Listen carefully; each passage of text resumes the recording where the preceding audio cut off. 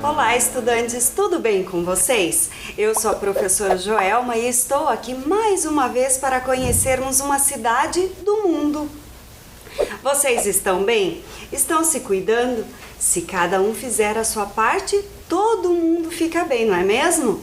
E para começarmos, eu vou dar um tempinho para vocês organizarem os materiais de vocês. Vocês vão pegar lá um lápis ou caneta, caderno ou até mesmo folha, tá? Eu vou dar um tempinho e a gente já volta para começar.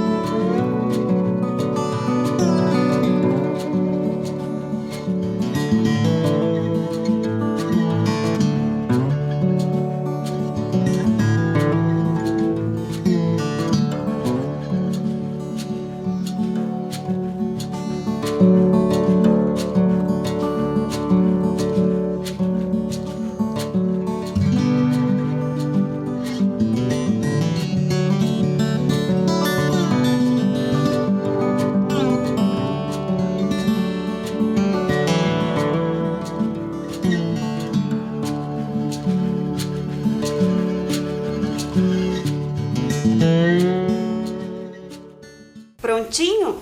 Tudo certinho para começarmos? Então vamos lá! Hoje eu disse que vamos conhecer mais uma cidade do mundo. E olha que legal, ela é brasileira. O seu nome surgiu antes mesmo da sua construção e ela foi projetada para ser a capital do Brasil. Então hoje a nossa aula é sobre Brasília, a capital federal. Ela está localizada na região centro-oeste e faz parte do Planalto Central, região ocupada pelo Cerrado, o segundo maior bioma brasileiro.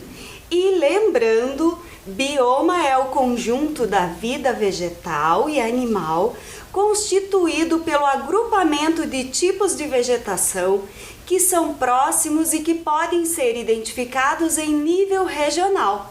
Cada um dos biomas tem suas características. E olha aqui, eu trouxe para vocês um mapa com os 6 biomas brasileiros. Olhem lá, esse mapa é um mapa do IBGE e ele mostra ali a divisão dos biomas. E olhem lá, vocês já conseguiram identificar Brasília aqui nesse mapa? Olha lá, vou ajudar vocês. E fica aqui, ó, Brasília está aqui. No bioma, então, como eu já disse, o Cerrado. E Brasília, então, faz parte aqui do Distrito Federal, onde fica, então, onde abriga a sede do governo federal. E Brasília é uma das capitais mais populosas do Brasil, sabiam disso? Ficando atrás somente de São Paulo e do Rio de Janeiro, como aponta aqui o infográfico do IBGE. Olha lá, esse mapa, esse infográfico é do ano de 2021. É uma estimativa populacional do ano passado. E Brasília, além de centro político do Brasil, também é um polo econômico. E a sua economia atualmente está baseada em maior parte no setor de serviços, com destaque para o segmento de informação, como telefonia móvel, acesso à internet e TV por assinatura. E desde lá dos anos 80, o turismo vem crescendo a cada ano, com estrutura para o lazer e a área cultural. Também está em expansão a economia criativa. Essa vocês devem entender bem. É a parte de música, teatro, dança, moda, novas mídias, televisão, games e outras produções. E agora eu tenho uma pergunta para vocês. Será que Brasília tem prefeito? Vocês já pensaram nisso? Então vou dar uma resposta para vocês. Já teve sim até o ano de 1969 e depois passou a ter governador. E esses representantes do Distrito Federal eram nomeados pelo presidente da República, ou seja, quem escolhia era o presidente. Foi apenas a partir da Constituição Federal de 1988 que se conferiu autonomia à região. E o governador então passou a ser eleito pelo povo através do voto, como todos os estados brasileiros. E desde 2019, quem governa a capital é o governador Ibanez Rocha. E este mandato dele se encerra em 2022. E Brasília é a terceira capital do país. Vocês sabem quais foram as outras? Pois é, a primeira então foi Salvador, que em 1549 tornou-se oficialmente São Salvador da Baía de Todos os Santos. Nos séculos 16 a 18, a cidade foi estratégica na defesa e na expansão do domínio português no Brasil, e foi a capital da colônia por mais de 200 anos. E olhem lá, trouxe para vocês uma foto aqui de Salvador. E em 1763, a capital então foi transferida. Deixou de ser então em Salvador e transferiu-se para o Rio de Janeiro.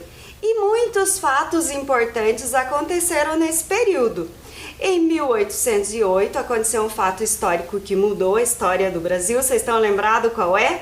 A vinda da família real portuguesa para o Brasil, com o intuito de escapar da invasão de Napoleão em Portugal. E nesse momento a sede do governo português foi transferida então de Lisboa para o Rio de Janeiro, aqui no Brasil. E em 1822, lembra o que aconteceu nessa data? Foi declarada a independência do Brasil, onde o Rio de Janeiro passou então a ser a capital do Império do Brasil. E anos mais tarde, em 1889, ocorreu a proclamação da República, onde o Rio de Janeiro então tornou-se o Distrito Federal, o território em que contém a capital, que é a cidade que é a capital do país. E em 1960, a capital do Brasil foi transferida novamente, dessa vez para Brasília. Olha lá. E Brasília não nasceu como a maioria das cidades. Ela foi planejada e seu território minuciosamente estudado. E para mostrar como isso aconteceu, eu preparei um vídeo muito bacana para vocês que vai contar desde a ideia do surgimento, da mudança da capital, o porquê que ela aconteceu. Então vamos assistir esse vídeo? Olá, estudantes! Vamos conhecer um pouco sobre a construção de Brasília, a capital do Brasil. A ideia de levar a capital do Brasil para a região central surgiu em 1823, no período colonial, para evitar ataques pelo mar. Mas a ideia só ganhou força no Império, quando José Bonifácio de Andrade e Silva, conhecido como Patriarca da Independência, reforçou a proposta de levar a capital para o interior do território e surgiu então o nome Brasília pela primeira vez. Anos mais tarde, a determinação de sua área foi incluída na primeira Constituição do Brasil. E em 1892, uma equipe de cientistas foi enviada para explorar e demarcar a área. A expedição foi chefiada por Luiz Ferdinand Cruz, conhecida como Quadrilátero Cruz. E em comemoração ao centenário da independência do Brasil, em 1922 foi lançada a pedra fundamental do novo centro do poder. Em 1956, às margens do Lago Paranoá, a cidade começou a ser erguida por determinação do então presidente da República, Juscelino Kubitschek. Com a criação da Companhia Urbanizadora da Nova Capital, foi lançado o Concurso Nacional do Plano Piloto da Nova Capital do Brasil, visando a seleção de projetos urbanísticos para a construção de Brasília. A proposta vencedora foi a do arquiteto e urbanista Lúcio Costa. A ideia, entregue em uma folha branca e desenhada a lápis, partiu do traçado de 2 eixos cruzando-se em ângulo reto, como sinal da cruz. Uma dessas linhas, o eixo rodoviário, tinha o traço levemente inclinado, o que dava à cruz a forma de um avião. Ele seria a via que leva às áreas residenciais, hoje Asa Sul e Asa Norte. A outra linha, que representava o eixo monumental, abrigaria os prédios públicos e o Palácio do Governo Federal no lado leste, a rodoviária e a torre de TV no centro e os prédios do governo local no lado oeste.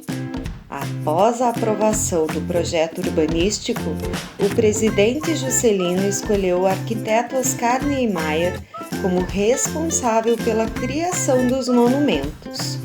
O arquiteto é autor de obras importantes na cidade, como os Palácios da Alvorada e do Planalto, o Supremo Tribunal Federal, o Congresso Nacional e a Catedral de Brasília, entre muitos outros.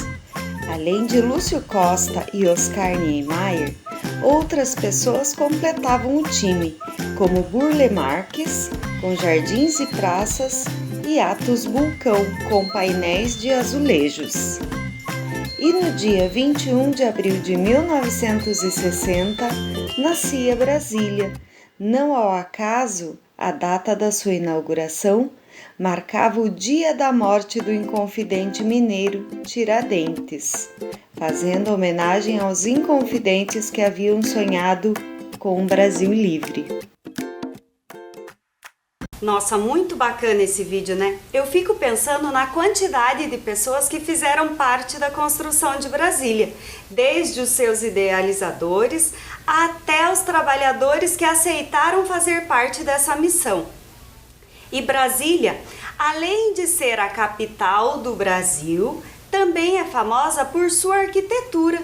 E não tem como falar na arquitetura de Brasília sem automaticamente pensar nas grandes obras do arquiteto Oscar Niemeyer.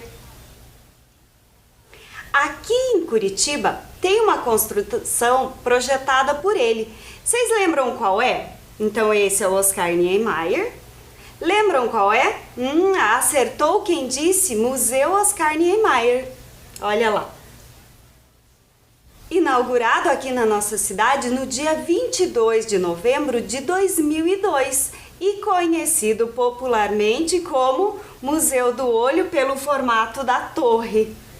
Oscar Niemeyer nasceu no Rio de Janeiro no dia 15 de dezembro de 1907. E morreu em 5 de dezembro de 2012, aos 104 anos. Ele é considerado um dos maiores nomes da arquitetura moderna internacional. E como nós vimos lá no vídeo, ele projetou vários monumentos na cidade de Brasília.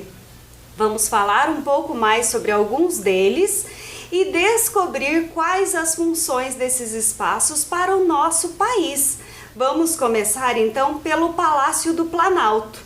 Olhem lá, vocês já devem ter visto na TV, em telejornais, esse palácio. Então esse é o Palácio do Planalto. E ele está situado na Praça dos Três Poderes em Brasília e foi um dos primeiros edifícios construídos na nova capital. E quando falamos em três poderes, lembram lá dos três poderes? O poder executivo, o poder legislativo e o poder judiciário. Vamos conhecer então os espaços e olhem lá, e ir relacionando cada local com um dos poderes. E para ajudar nisso, eu trouxe essa foto para vocês, para mostrar cada um dos poderes e os seus representantes. Vamos lá então. O legislativo tem os deputados federais, os senadores, os deputados estaduais e os vereadores. Então esse é o poder legislativo. Agora, poder executivo. O poder executivo tem ali o presidente e os governadores e aqui por fim os prefeitos. E por último temos o poder judiciário, que está aqui na terceira coluna ali. Então o judiciário é representado pelo Supremo Tribunal Federal e os tribunais estaduais e por fim os juízes. E o Palácio do Planalto, além de ser o local de trabalho do presidente da República, nele também se realizam grandes eventos e em ocasiões especiais é lá que o presidente da República recebe a visita de estrangeiros que exercem um alto cargo, tanto no sentido civil como eclesiástico, ou seja, as pessoas ligadas às religiões. Nele também tem o parlatório, local de onde o presidente pode se dirigir ao povo que está localizado ou concentrado na Praça dos Três Poderes.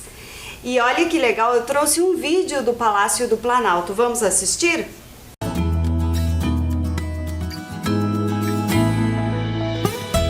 Um voo para o futuro e para a modernidade. Brasília é considerada a maior cidade do mundo construída no século XX. A capital, em forma de avião, foi inaugurada em 21 de abril de 1960, no governo do presidente Juscelino Kubitschek. Com o plano urbanístico de Lúcio Costa e a arquitetura de Oscar Niemeyer, a cidade sonho foi erguida na poeira vermelha do Planalto Central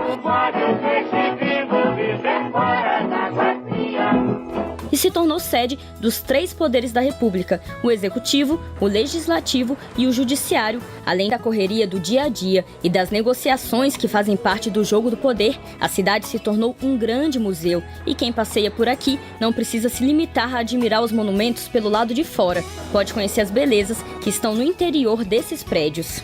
Nossa primeira parada é no Palácio do Planalto, a sede do Poder Executivo. Aqui, a arquitetura chama atenção por causa dessas colunas. Ao projetar este prédio, Niemeyer disse que gostaria de traduzir a leveza de uma pena ao cair no chão. O local onde são tomadas as principais decisões do presidente da República é uma verdadeira galeria de arte, com obras do aclamado Volpi e quadros concretistas e neoconcretistas. Há ainda esculturas de arte popular do Nordeste, de Zezinho de Tracunhaém, painéis de Burle Marx e os tradicionais azulejos de Atos Bucão. Para fazer uma visita, é preciso agendar no site planalto.gov.br. E esse passeio pelo Palácio do Planalto, além da gente conhecer um pouco da estrutura política, também é uma visita cultural, não é?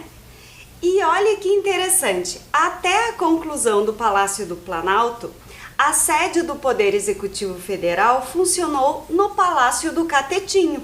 Esse aqui, ó, Palácio do Catetinho. E o croquis desse palácio, também conhecido como Palácio de Tábuas, foi feito por Oscar Niemeyer, sendo seu primeiro projeto para Brasília, que foi construído em apenas 10 dias. Rápido, não é? E essa foi a primeira residência provisória, ou seja, não era oficial, do presidente JK, do presidente Juscelino Kubitschek, em suas visitas para Brasília, para acompanhar as obras da nova capital. E o nome Catetinho foi escolhido em alusão ao Palácio do Catete, esse aqui.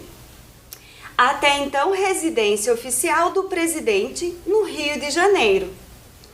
E a pedido de JK, o Catetinho foi tombado pelo IPHAN em 10 de novembro de 1959.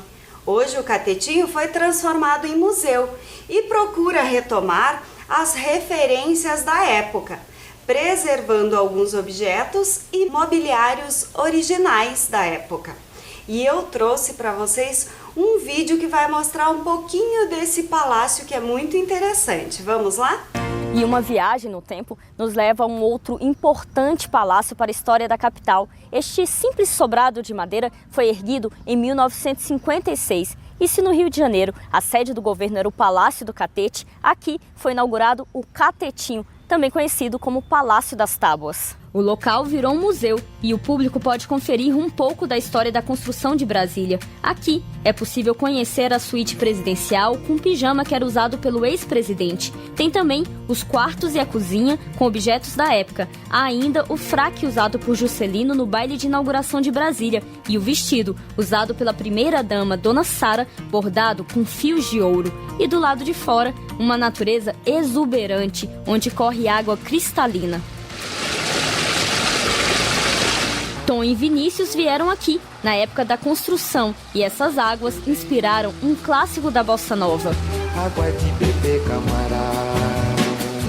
Foi construído aqui o Museu do Catetinho por causa da nascente, que é a água que o próprio Juscelino Kubitschek localizou. Então, aqui chama-se Nascente Tom Jobim, porque é homenagem a Tom Jobim Vinícius, porque aqui onde foi escrita a música Água de Beber Camará. O Catetinho está aberto à visitação de terça-feira a domingo, das 9 da manhã às 5 da tarde. Já vimos o Palácio do Planalto, onde o presidente trabalha, o Palácio do Catetinho, é a residência provisória do presidente.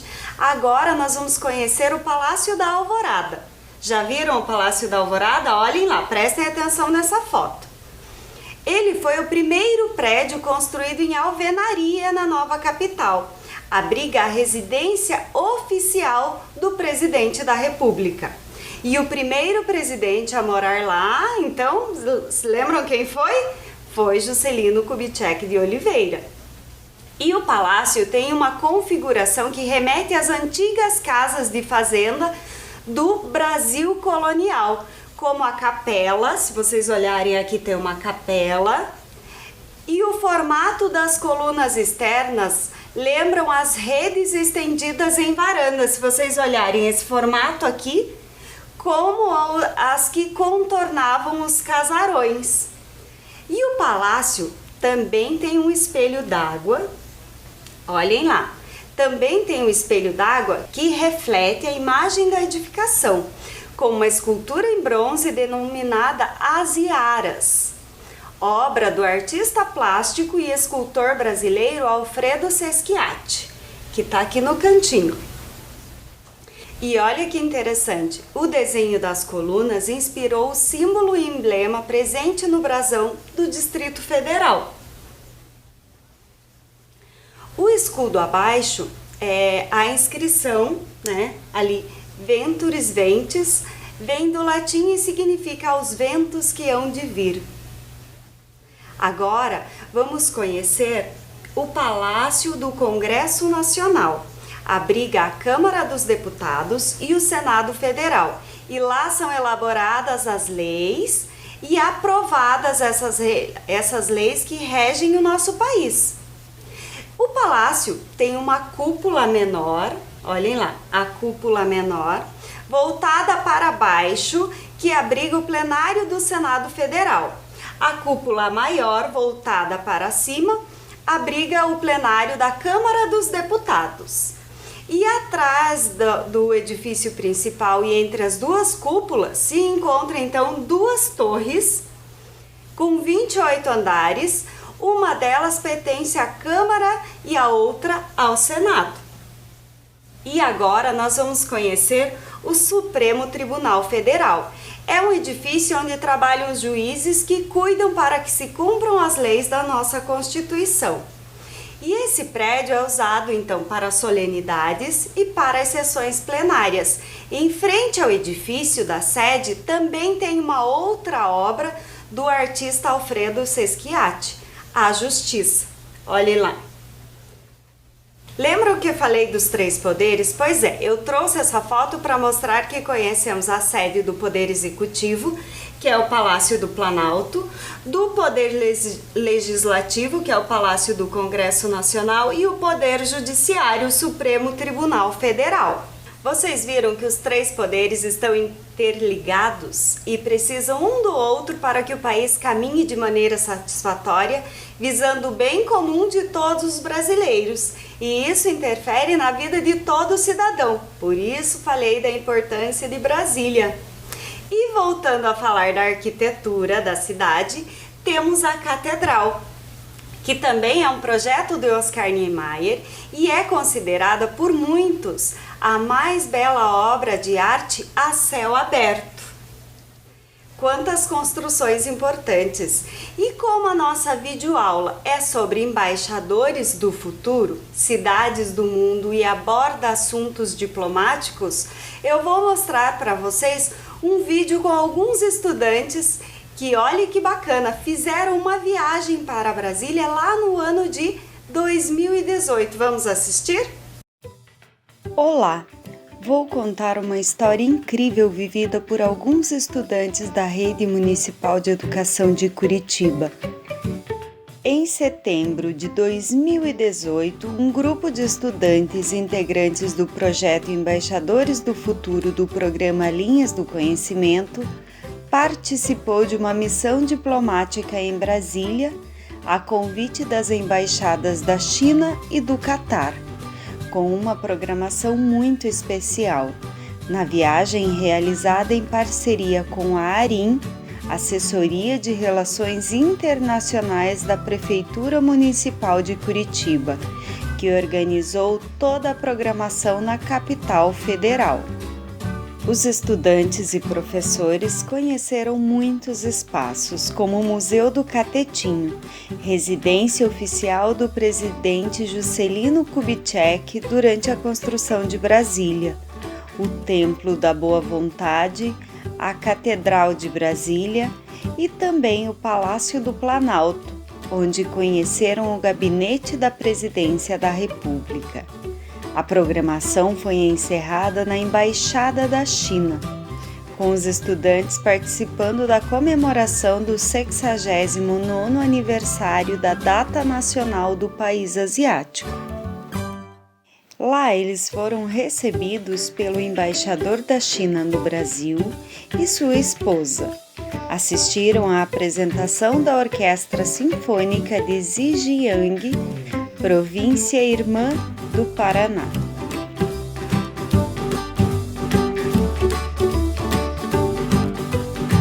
Muito legal essa viagem diplomática dos nossos estudantes, não é? Imagina o quanto eles aprenderam e conheceram sobre Brasília e até mesmo sobre as relações diplomáticas.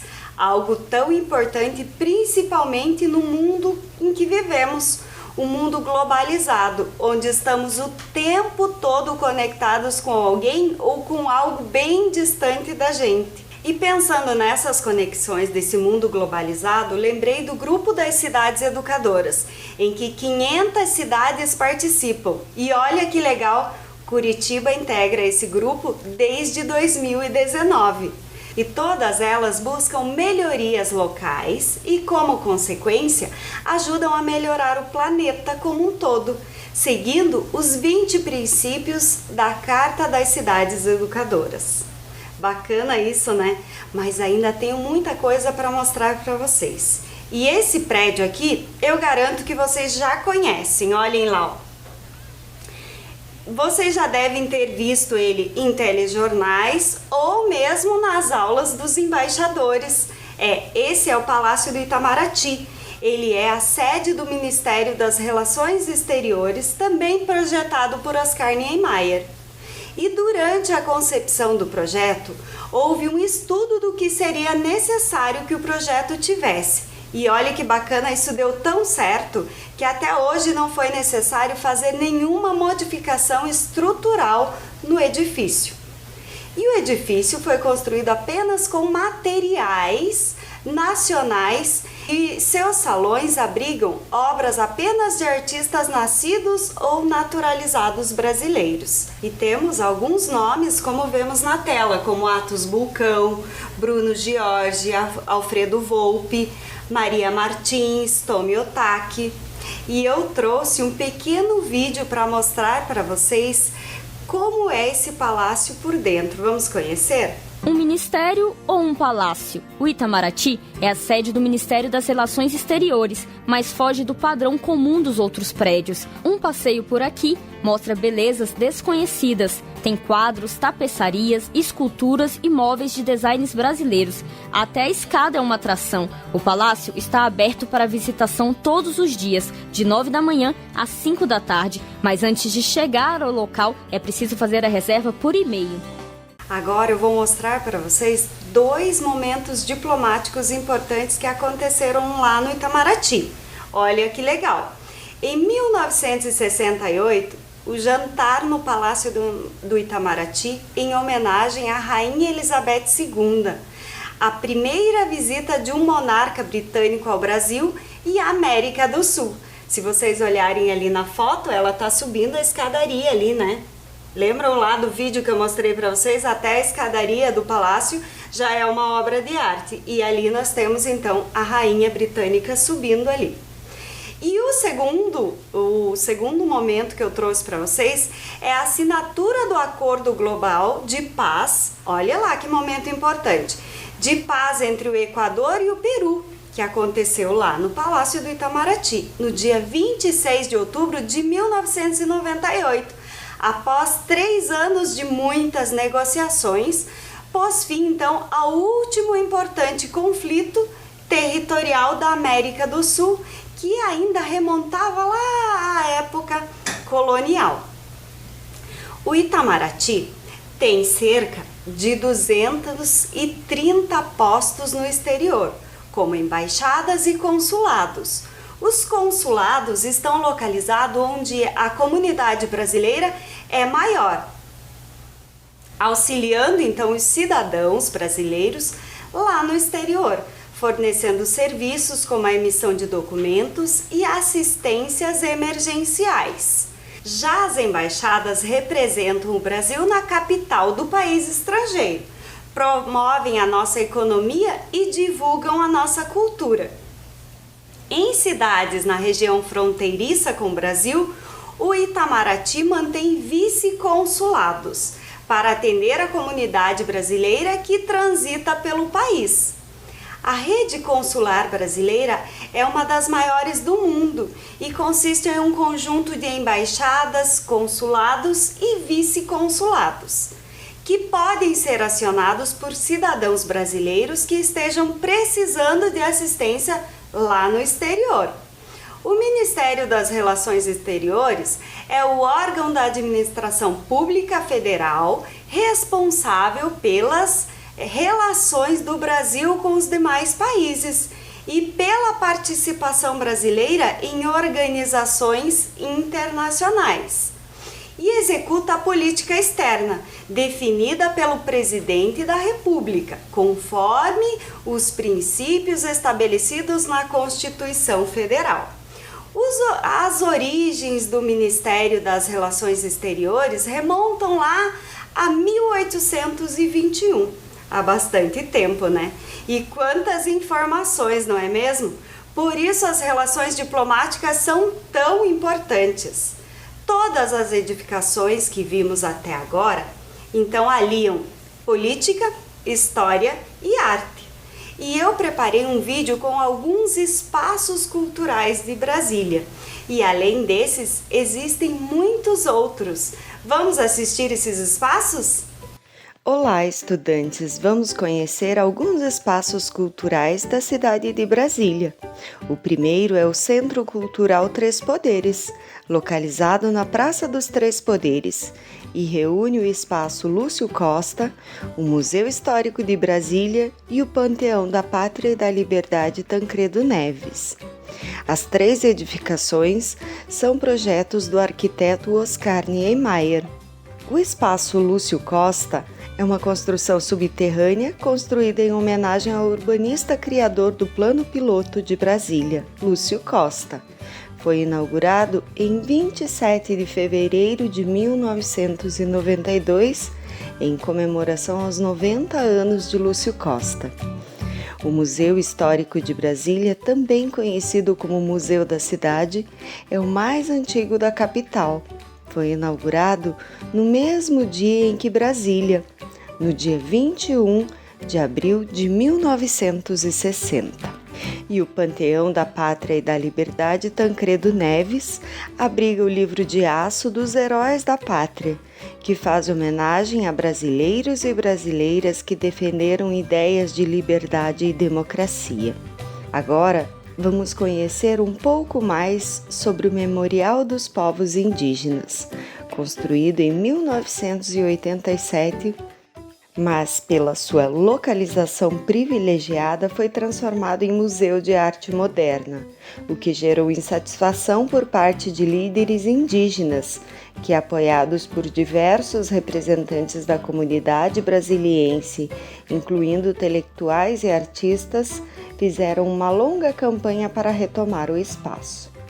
Anos mais tarde, após obras de recuperação, o espaço foi reaberto e lideranças indígenas festejaram a reabertura do prédio como um memorial dos povos indígenas. Desde então, o memorial permanece aberto ao público, recebendo visitantes de todo o Brasil e do mundo. O Hospital Juscelino Kubitschek de Oliveira, o primeiro de Brasília, se transformou no Museu Vivo da Memória Candanga. As casas ali montadas são o mais íntegro conjunto de arquitetura de madeira da época da construção de Brasília. O museu foi inaugurado em 1990 com o intuito de preservar o legado deixado pelos candangos na época da construção de Brasília. Candango era o apelido dado às pessoas de diferentes origens e características sociais que mudaram para a futura capital com o objetivo de trabalhar para a companhia urbanizadora da nova capital. O museu abriga a exposição permanente Poeira, Lona e Concreto, que retrata a vida dos candangos e também oferece cursos voltados à população.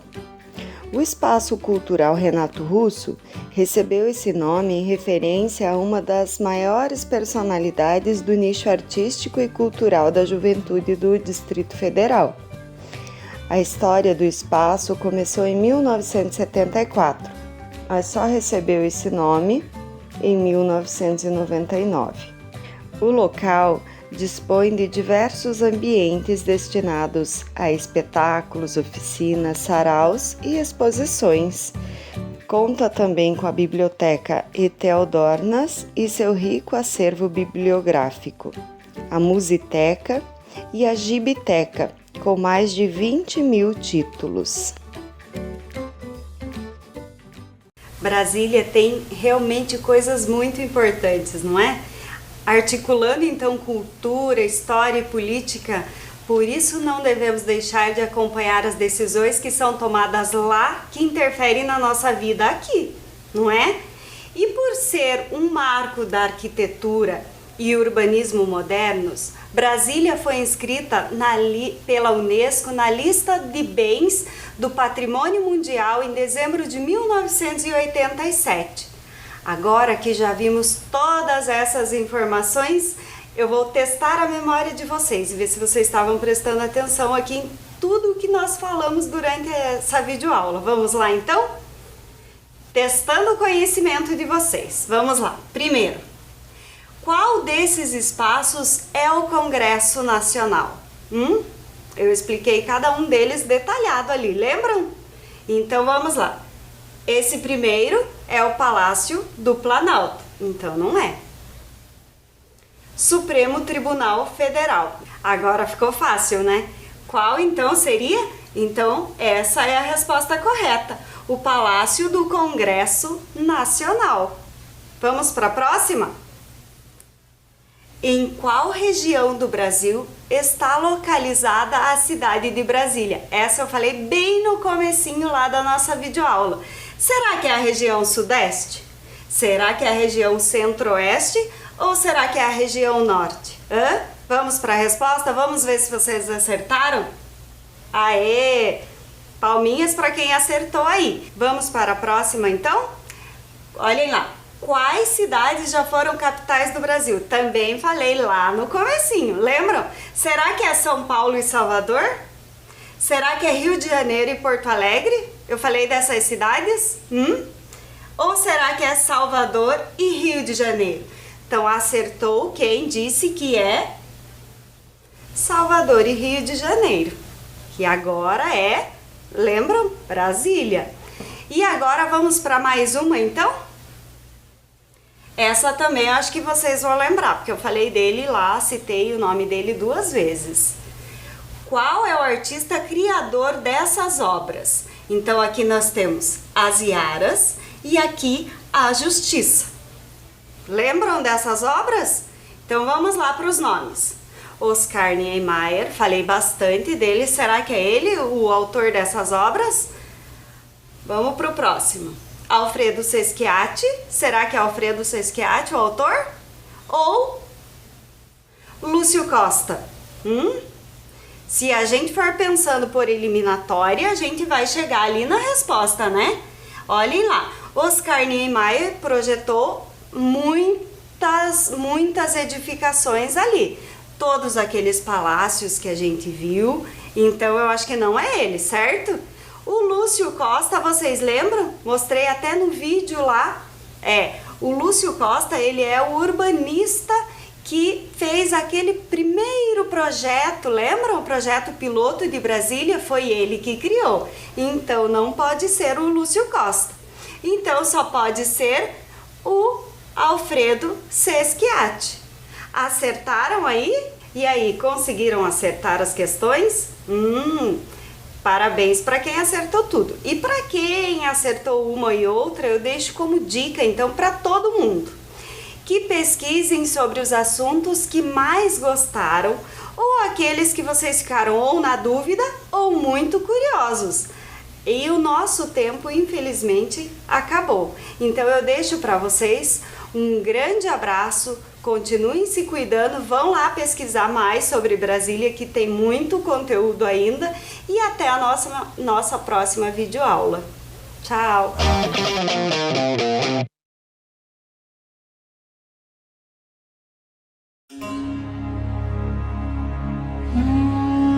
Para quem gosta e quer conhecer a história da civilização do Antigo Egito, Curitiba é o lugar. No bairro do Bacaxiri, a Ordem Rosa Cruz mantém um complexo que, além dos edifícios imponentes, conta com o Museu Egípcio, formado por objetos relacionados ao Antigo Egito, possuindo peças que contam a história dos faraós, da religião e do cotidiano daquela civilização. O Museu Egípcio, ele tem, na verdade, um museu de réplicas e que trouxe hoje para a população de Curitiba, a cada 2 anos, na verdade, uma exposição com um determinado assunto sobre o Egito Antigo. As pessoas tendem a pensar que o Egito Antigo eram somente aquelas grandes construções, mas nós esquecemos que foi uma civilização muito grande e que perdurou por cerca de 5.300 anos. E o passeio já começa pelo lado de fora, onde a própria arquitetura dos edifícios já nos remetem ao Antigo Egito. E você pode passear, inclusive, nesta alameda aqui, cercada de esfinges. As réplicas dos objetos relacionados ao Antigo Egito, cujos originais são conservados no acervo de diversos museus europeus, egípcios e norte-americanos, são fiéis. Esses objetos relacionam-se a muitos aspectos da vida daquele povo, assim como sua organização social, sua religião e sua política. Mas a peça mais importante do Museu Egípcio é a múmia original de uma dama egípcia chamada Thotmea, que possui cerca de 2.600 anos. Ela está na coleção do museu desde 1995. parte final da exposição é a múmia Totimeia. E o incrível é que a múmia Totimeia ela tem o sarcófago, que é uma réplica também, é uma cópia, né? E aí nós temos ali também a tumba dela, que é uma cópia também baseada na época das tumbas da época dela, né? O Museu Egípcio em Rosa Cruz fica na rua Nicarágua 2641, no Bacaxiri.